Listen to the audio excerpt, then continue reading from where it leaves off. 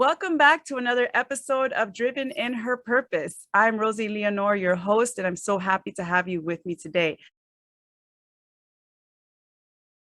Today, I have a very special guest, Blondy Moore, who is accompanying us, and I'm so excited. Hello, Blondy. How are you? Hi, Rosie. Good to see you. She is a speaker and a life coach and much more. I'm going to actually allow her to introduce herself. So, Blondy, I want to open it up and ask you, just tell us a little bit about yourself. Well, hi, audience and Hello. podcast listeners. I'm so excited to be here. It's an honor. Honestly, whenever I get to share, a little bit of myself with the world, it's always an honor to me. It's a privilege to get to do what I do. But my name is Blondy Moore, and Blondy, yes, it is my real official government name. That's a question that normally comes is like, is that a nickname? No, it isn't. It is Blondy for real. And I think I need to start using that. Like I need to have a shirt or something that says Blondy for real, but it is Blondy for real. I like that. I am a mom. I'm a wife, 15 years. This year makes 15 years. I have 4 beautiful children, 3 boys and 1 princess, Belle. I am a life coach and a speaker, and recently industrial organizational psychologist.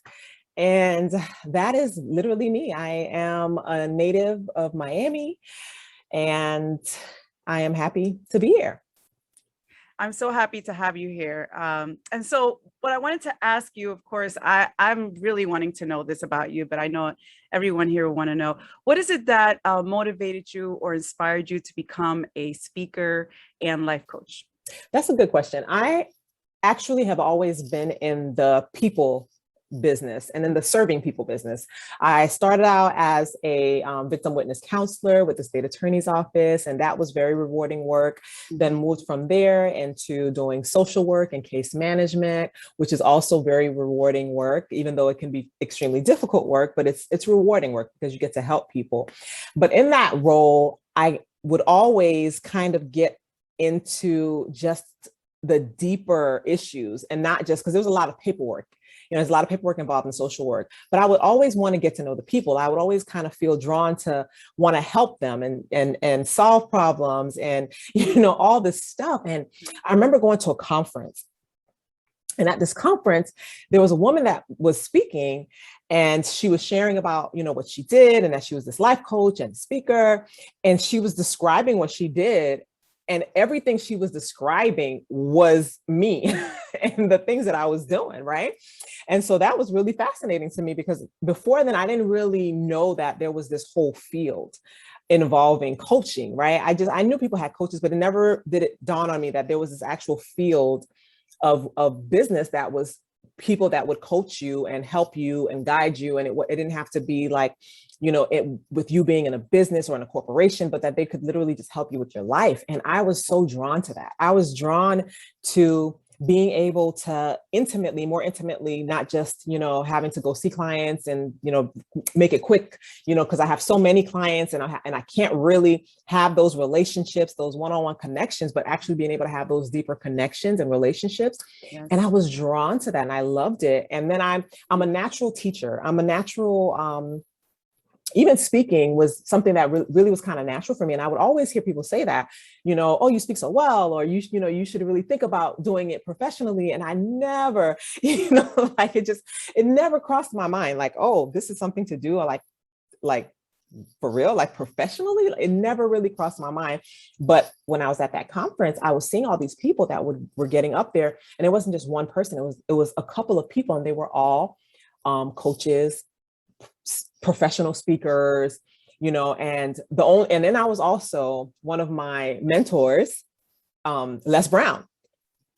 And I had always admired him. I always admired his tenacity, his drive, but never really looked at it as, oh, I can actually do that too. It just seems kind of foreign, when you see people that are so big doing these things, it feels very foreign. Yeah. But the more I was introduced to this world, the more I realized I was so comfortable there. It felt so natural. It felt so normal for me. and seeing the impact I would have, like if I would go to a speaking engagement and then I would get off stage and then it's, the flood of people that come and tell you how your words impacted them. And then I truly understood the power of your words. Wow. And understanding and seeing the impact that my words would have, it helped me to want to use them for good, want to use them to uplift and empower and encourage and just build up other women. Yeah. And that's what really got me to where I said, I want to do this professionally. Like this is something that I would like to do until I'm old and can't even get up on the stage anymore. Wow. So how long has it been since that moment? About 5 years. Wow, that's amazing. That was 5 years ago.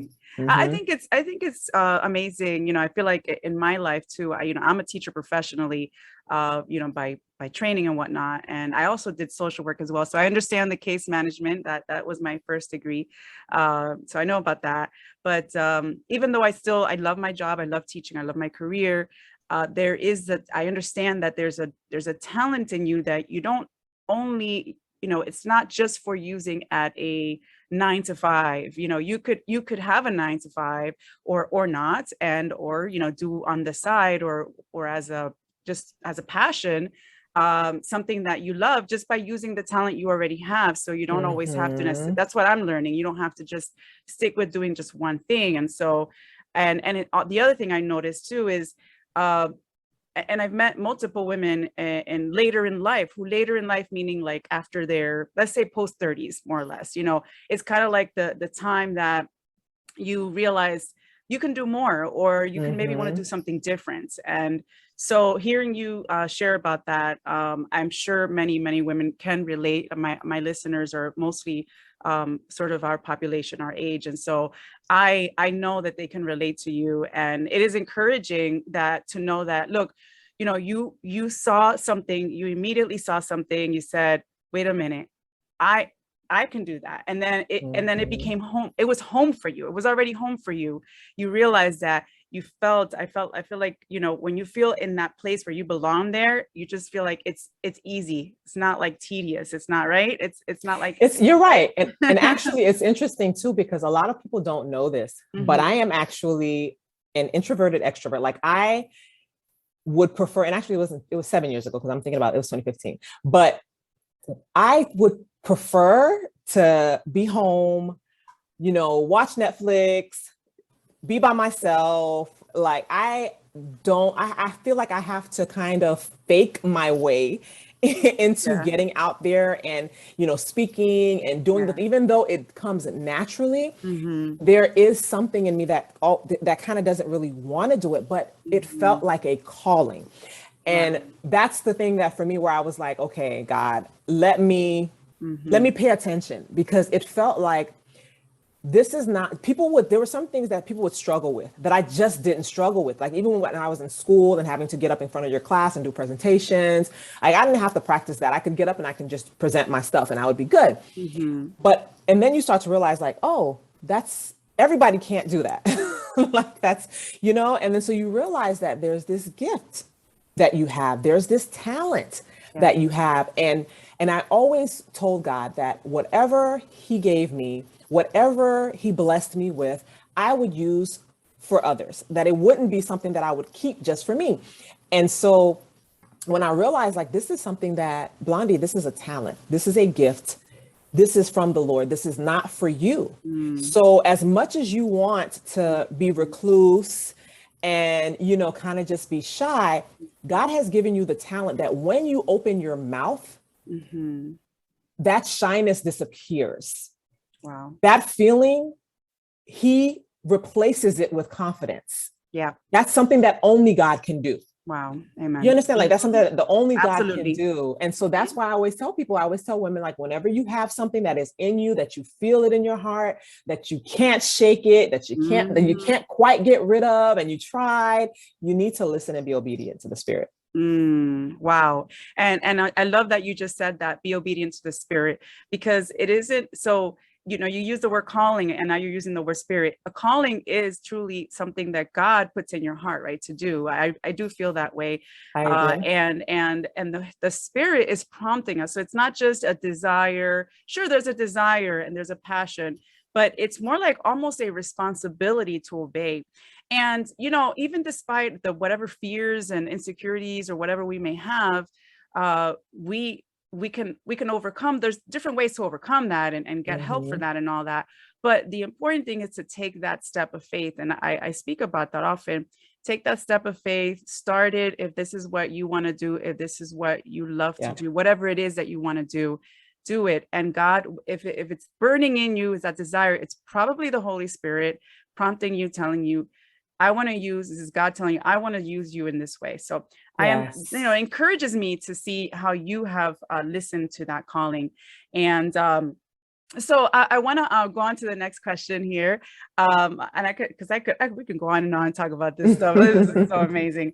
Well, my next question is this, you know, I've personally heard you, and I actually took your workshop. I took your workshop. I actually completed half of the workbook. I didn't complete all of it. I will admit I'm still progressing there because it's a lot of questions. It's good. But it's a good assessment. I'm like, so just a little background, you know, Blondie a few months back did a self-care, I guess, workshop kind of thing. You can explain it a little better, but there was a guest that came and I wasn't able to watch it live, unfortunately, but I watched it later and I was able to work through a lot of the workbook.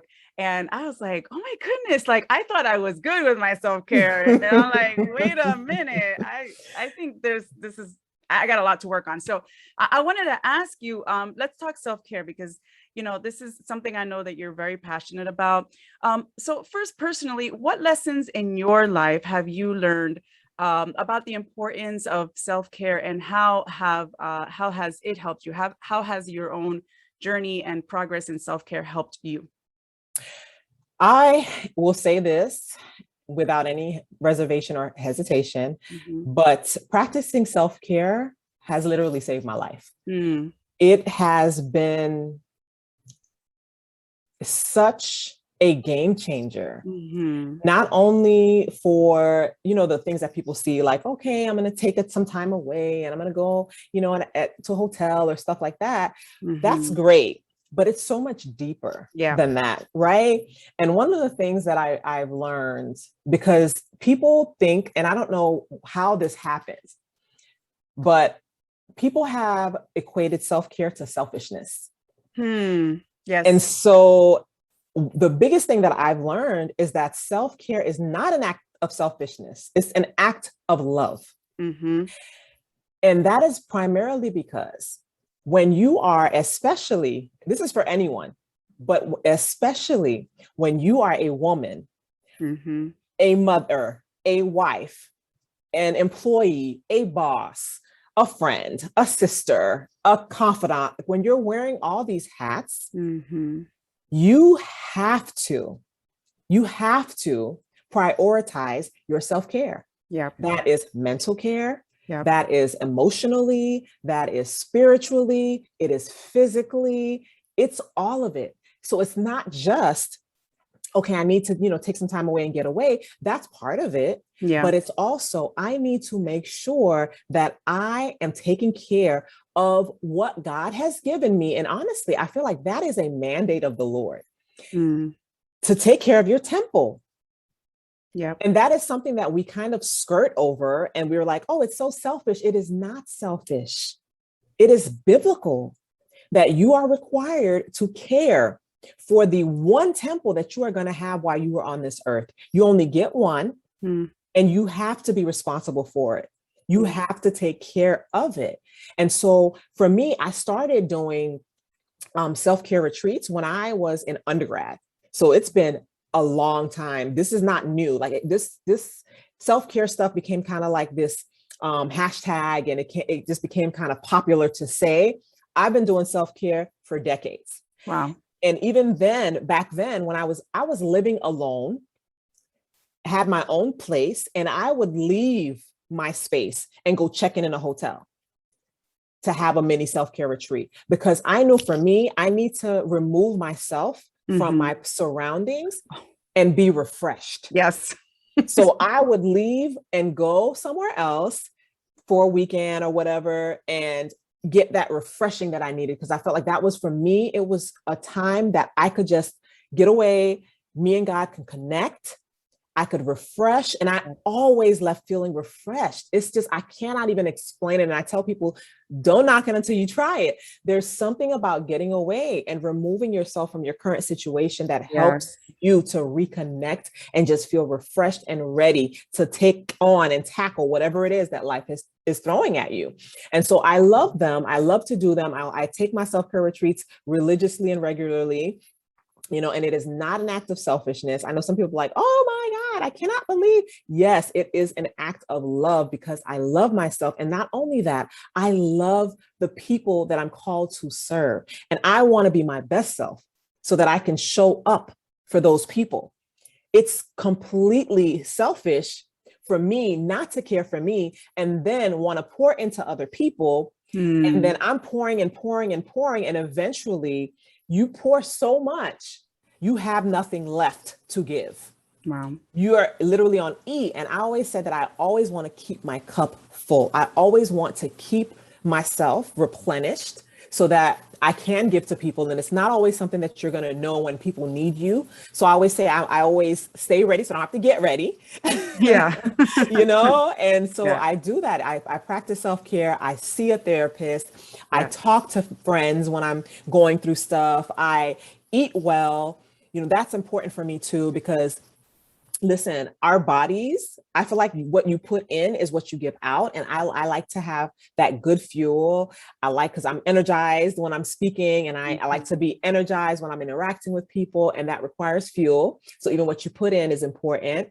I like to, have my face looking clear, my water, I drink water all day. That helps, this little things. Self-care is so all encompassing. Like it's not just this one little thing. It Mm. is so many. I really feel like it's the accumulation of all the little things that you do. So Mm. you don't have to wait until you can get away for a weekend to practice self-care. That's not how it works. You can start even at home before you Yes. even leave. There's so many little things that can be done to practice self-care. And I think a lot of women miss out on doing those little things at home because they think that they need to have these experiences. And those are Mm. great, but it's not necessary. Wow.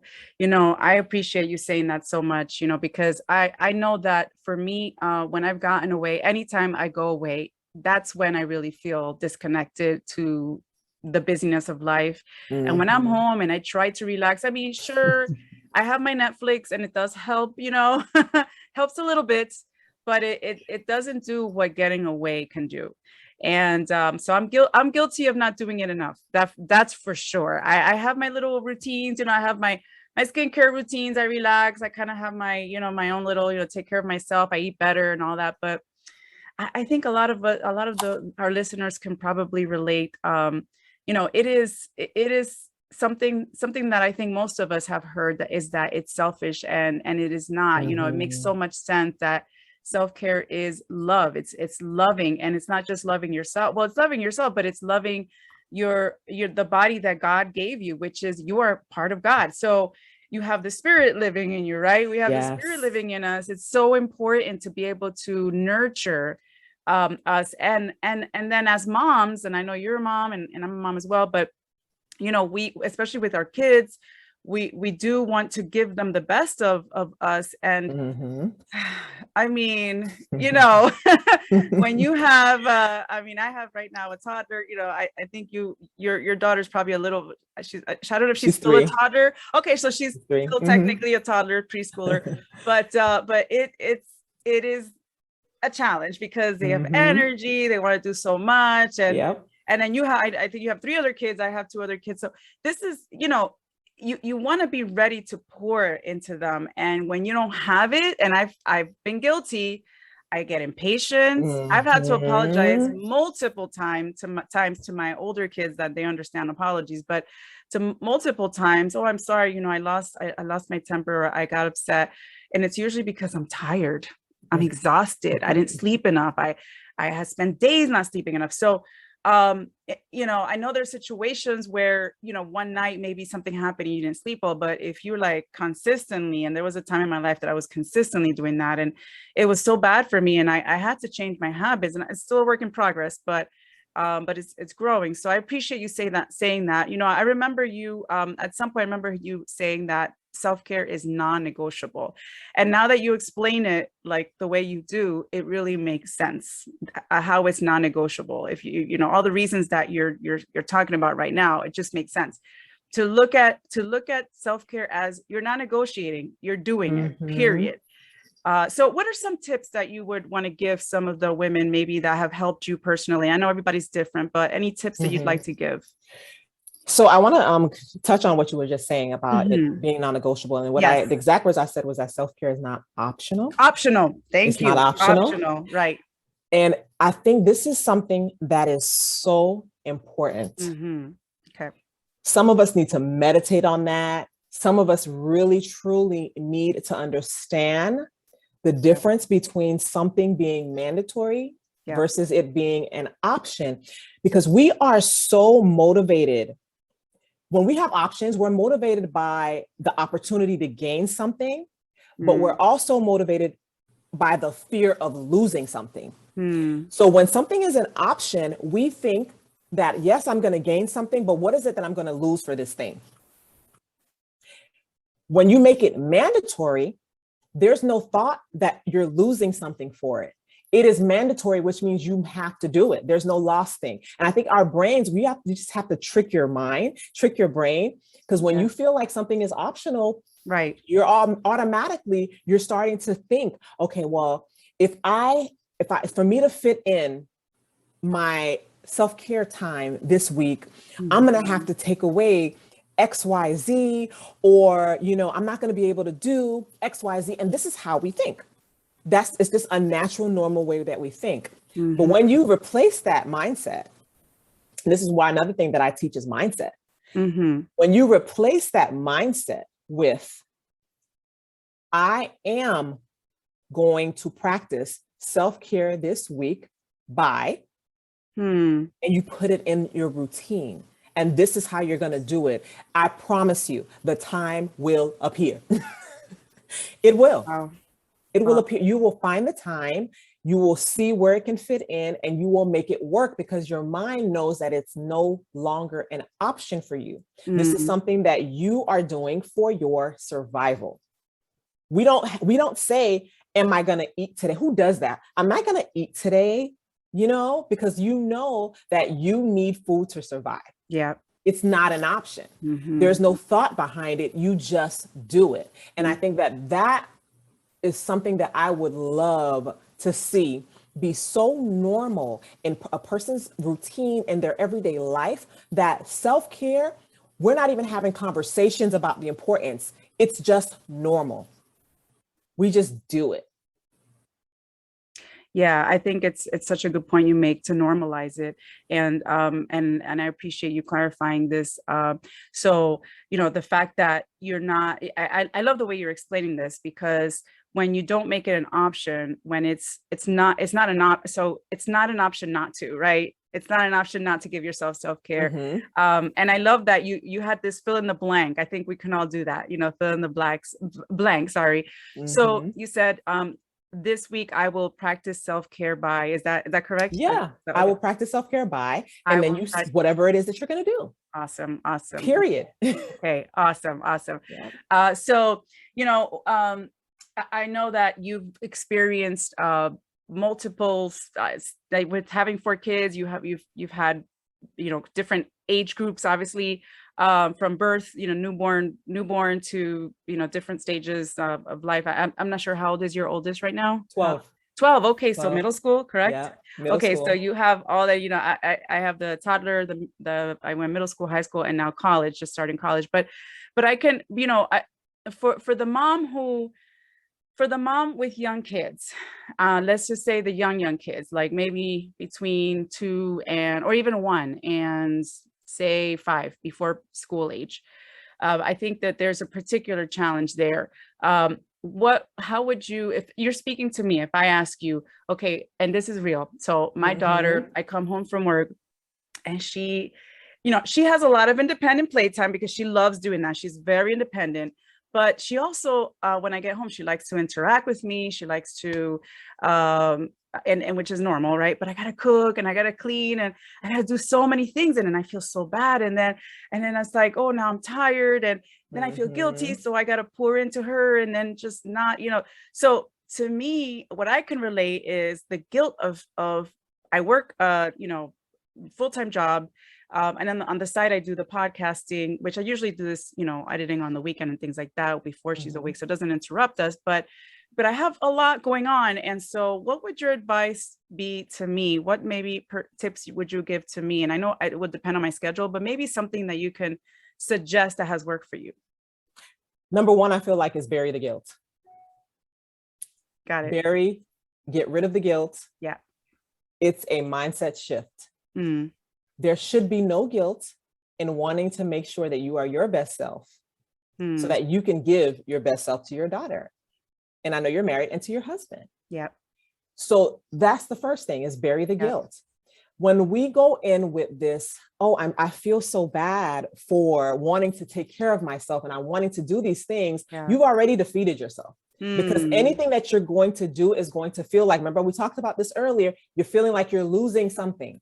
Wow. Because you've already said, I'm feeling guilty because I want to take care of me and I want to put myself first, or I want to even have a little bit of time to myself, and I feel so guilty. So we bury that guilt, eliminate it from our vocabulary, bury that thing, and go in with the mindset of, I am being the example for my daughter of what it looks like to not only be a loving mother, but to also care for myself, because you would never tell your daughter, you should feel guilty for wanting to take some time for you.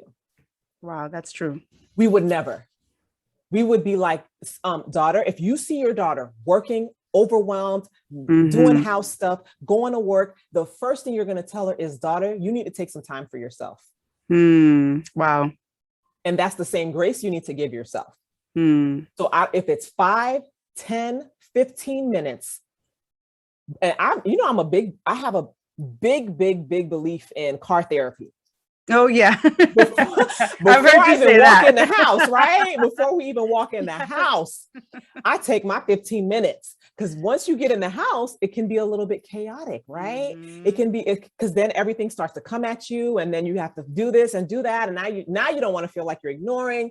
So in the car, that 15 minutes in the car of just relaxing, of whatever it is, listening to a podcast, or, reading something, a novel that you enjoy, reading for like, you have no idea how much of a difference those 15, 20 minutes can make in setting you up for victory once you get inside the house, because you have decided that you're taking a little bit of time and you're going to focus on doing something that you enjoy.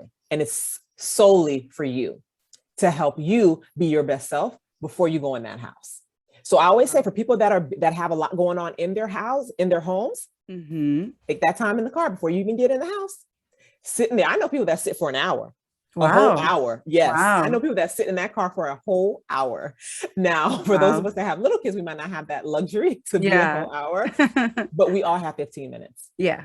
And even communicating it, so that sometimes, your husband might see the car out there and be like, "Mommy's home," and blow your whole cover. So sometimes you gotta, ahead of time and be like, babe, when I get home, I'm going to be sitting in the car for about 15 minutes.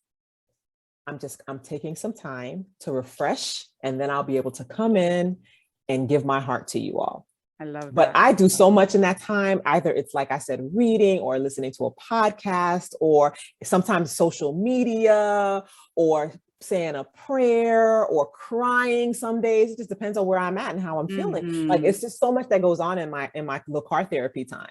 Wow. But they're so refreshing, because now I feel like, okay, now I can go back and do what I need to do. I do it sometimes even throughout the day. Like, if I have the baby with me, sometimes I will literally, especially when it's a lot and you're boiling and you're bubbling and you're like, I'm gonna explode, and I will literally make sure she's safe. I'll maybe put her in her chair, give her a snack, and I walk out and I stand outside for 5 or 10 minutes.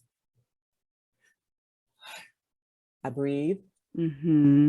I take in my surroundings. Thank God where I live, it's a lot of nature. Awesome. But I ground myself. I just I just take that moment to either look at a tree or look at the sky. I feel the sun on it. Sometimes it's as simple as feeling the sun on my skin. Yeah. So energizing. You know, to remind me of God's goodness. You know, to remind me that he has not forgotten me, or remind me that he's still with me, or remind me that I can do this, whatever it is. And then I go back and then I can, you know, continue to pour.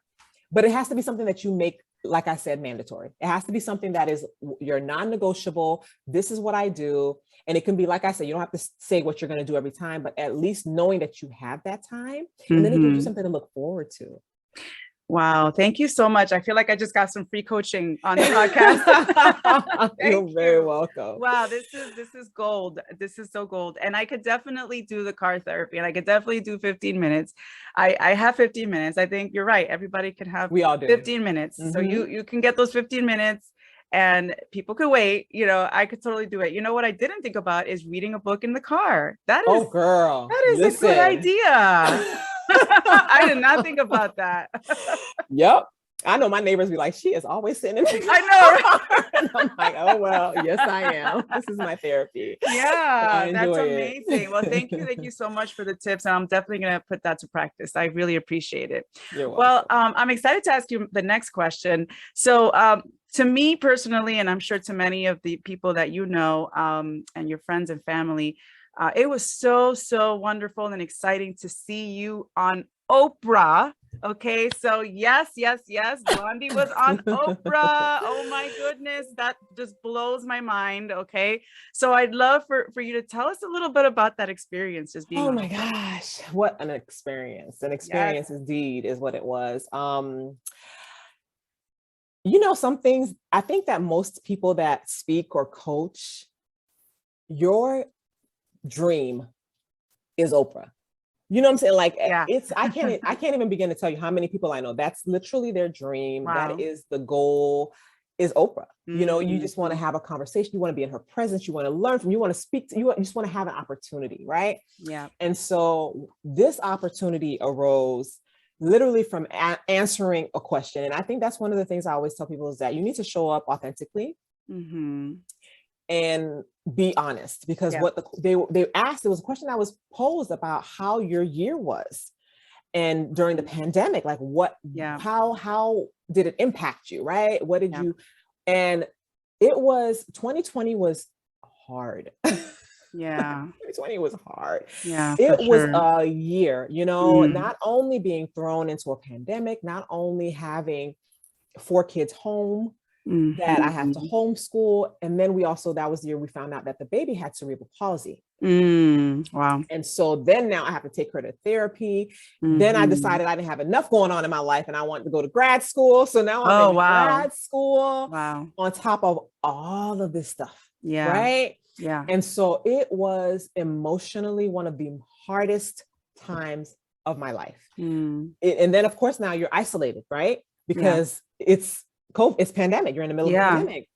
And through that time, I found comfort in food and I ate a lot. And so when Weight Watchers was asking about how our year was, and, you know, I just was, and it was kind of hard because I'm not used to being overweight, like overweight. Right. And so I shared like how the story of my 2020, and thousands of people shared.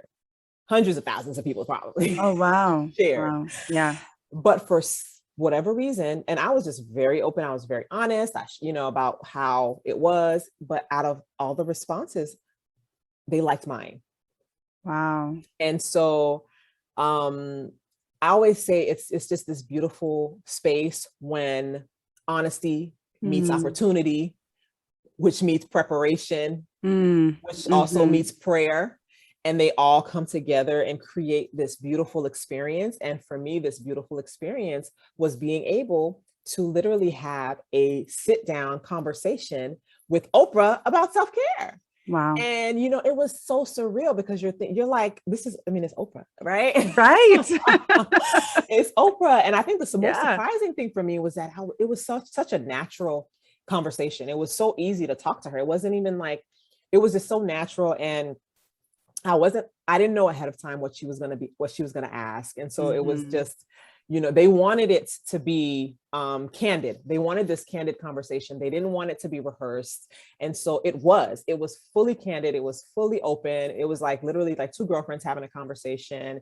It was just an Yeah. amazing experience just to be able to not only talk to her, and then she gifted us this vacation, this 4-day, 3-night vacation to Miramar Wow. Resorts, and it Wow. was just like a phenomenal experience, life-changing, never forget it as Wow. long as I live. Just a Yeah. great experience. That's amazing. Wow. Yeah. I remember seeing you and I was just like, that's Blondie. Oh my gosh, that's Blondie. Like, it's me.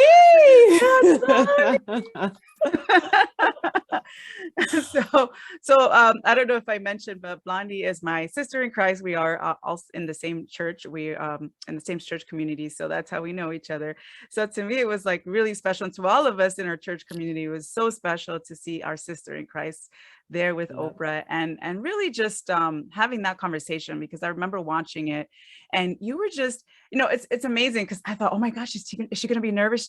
You were just, I don't know if you were nervous, but you didn't look nervous, because you were just like real, and like just, I was like, you were having a conversation with anyone you knew for like 20 plus years, and just honest and grounded. And I was like, okay, Thank I you. want to have that kind of courage and that kind of like calm if that ever happened with me, right? That's awesome. I really was super encouraged to see you on Oprah, and I know so many people were. So I wanted to ask you, I would like to, I'm sure there are women who are probably okay, like, Blondie, help, help, because I know that I even just you answering that question and helping me that just little few minutes was extremely helpful. So my question is this: what do you offer now? Do you, what coaching services? What, and also after that, how can people connect with you to do that? Well, that is an awesome question. Well, I do coaching, Yeah. I do speaking. I love helping women not only with self-care, but also with mindset. It's just, I feel like I call myself a Mhm. success coach because I want everyone that I coach to be successful, right? Whether Mhm. it is in your life, whether it is in your career, whether it is in your mindset, whether it's taking better care of yourself. I just want women to be successful in their Mm. lives. And so Yes. that's what I really focus on. And so I do Yep. do coaching. Mhm. I do, like I said, speaking. I also have some courses that are available if you go to hireblondie.com. Just Okay. hire Blondie with a Y.com. All You'll right. find more information, how to, set up a call if you want to, hire me to coach you, or if you want to Nice. take the course that's on there. I also have the one that you took, my self-care course, that's not on there, but anyone can actually email me and you'll get on a list, because that course we will be doing again. We'll be doing Oh, another round of that one, of our self-care yay. That course. was really And it, good. it was amazing because Really good. it wasn't just my perspective as a life coach. I also brought on a mental health professional, Yes, because self-care encompasses that part of it too. And so we're going to absolutely. be doing that again, and That's just, exciting. being able to help people figure out and create a plan for Okay. their own self-care. And that Okay. was the whole purpose of that workshop, is to help you Yes. create a plan, a self-care plan that works for you and works for your life. Awesome. Um, I am going to be doing some speaking engagements, and I'll be sharing those as they come up. Okay. But I am on social media. Blondie Speaks on all platforms. Blondie Moore on Facebook, Okay. but BLONDY, not IE. Yeah, right. Why? Yeah. Yeah. So I'd recommend you probably get on her email list so that you can have her updates. So Yes. how can people get on your email list? If you go to Hire Blondie, Okay, or so you can go to blondiespeaks.com. as well. Okay, that's the Yes. one that's the website that I know. So I don't think I've seen. Blondiespeaks.com. Okay, You so probably haven't. both of them. Right. Yeah, Okay. blondiespeaks.com. You Okay. can literally sign up on the website, and Okay. you'll get on my email list. Awesome. Yeah, because Yeah. definitely you all definitely want to be updated on that. That's all very exciting. Well, Blondie, thank you so much for being here and having this conversation with me and with all of us. I feel like even though we've known each other from church, say hi and bye, we haven't really had this kind of conversation. So for me, it has been just an honor. And thank you so much for coming on to my show and for sharing all the things that you did for personal tips for me. But I'm sure that other women can take what you told me and apply it to. I'm sure many others can, and probably many others can relate to a lot of the struggles that we go through as moms, as working women, as whatever, name it, as all the roles that we play. So many roles, so many hats. all the hats that we have, right? Yep. And my takeaway is that self-care is not so it's not optional. It's not optional. And the fill in the blank, I like the fill in the blank. I love that, right? So I will practice self-care by, it's not maybe I will, it's I don't know if I can. No, it's so I love those two. Personally, I walked away with those two gems. So I'm so glad. Thank you so much. Thank you so much for being on the show. Thank you for having me. Yes, of course. And we'd love to hear feedback from you ladies as well. So please connect with Blondie. And then on my show personally, you know, if you're listening on YouTube, you can always comment below, and I would love to know what was your biggest takeaway from this podcast episode. You can always, you know how to reach me as well, driveninherpurpose.com. You can shoot me an email anytime and reach out to me as well to contact me. So, and if you are listening to Apple Podcasts, you could always do so by review. If this show blessed you, if this episode blessed you in any way, I would appreciate giving me a review and tell me what you love the most. So thank you once again for listening, and I will see you in the next one. Bye.